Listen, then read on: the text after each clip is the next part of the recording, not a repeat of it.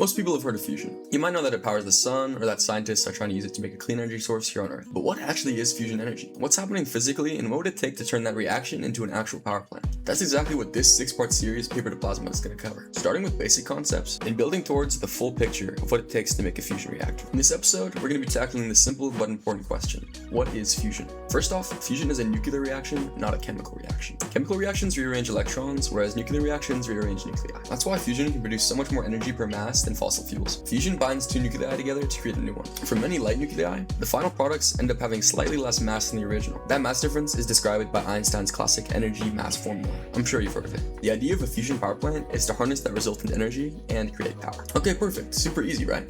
Well, not really. A nucleus is made of protons and neutrons. Protons have a positive charge, and because like charges repel, two nuclei repel each other as they get close. This is the electric force. However, this is not the only force present, otherwise all nuclei would have an atomic number of 1, which doesn't make very much sense. At extremely close distances, the strong nuclear force becomes dominant and can bind things together. Getting close enough for this to happen, though, is the problem. That obstacle is the Coulomb barrier. The sun gets fusion through immense pressure, gravity, and confinement time. Without the sun's gravity here on Earth, we have to compensate with much higher temperatures, often around 100 to 150 million degrees Celsius for DT fusion, or around 10 times hotter than the core of the sun. That's crazy. So if fusion is this hard, the fuel choice matters a lot. We want the reaction that is easiest to achieve at the temperatures we can realistically reach. So what do we fuse for the best results? For near-term fusion power, most people focus on deuterium and tritium fusion. Deuterium and tritium are hydrogen isotopes, each with 1 and 2 neutrons respectively. Why is this optimal? It has the largest cross-section and Q value among other relevant options. Cross-section is basically a reaction probability, and at temperatures we can reach for, it has one of the largest ones. That's why fusion starts with DT, even though tritium is rare and radioactive. So say we achieve DT fusion, where does all that energy go?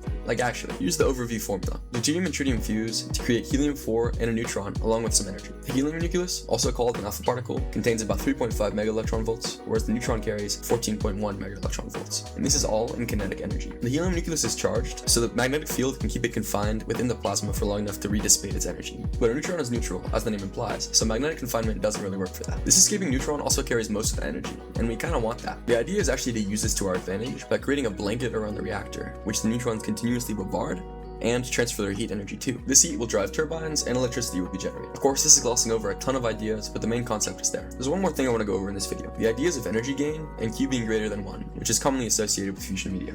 My main question whenever I used to see this was gain compared to what? So let's go over some terms. Fusion power is the power produced by fusion reactions. Heating power is the power put into the plasma to heat it up. Q, the value all over the internet, is the quotient of these two terms. So achieving Q greater than 1 does not mean the whole plant is producing net electricity. It only means the fusion power is greater than the power being delivered to the plasma. Power plants, especially fusion ones, need to do so much more. And the plant needs to have engineering gain and be economically viable. So this number is not the end all be all that many people make it out to be. Anyway, that's just the surface of fusion. If you want to learn more, here's what I'll be going over in the next few weeks. The next video will also be linked right here when it comes out. Please leave any questions in the comments down below and drop a like or subscribe while you're down there. Anyway, why are you still here? Click on the video, bro.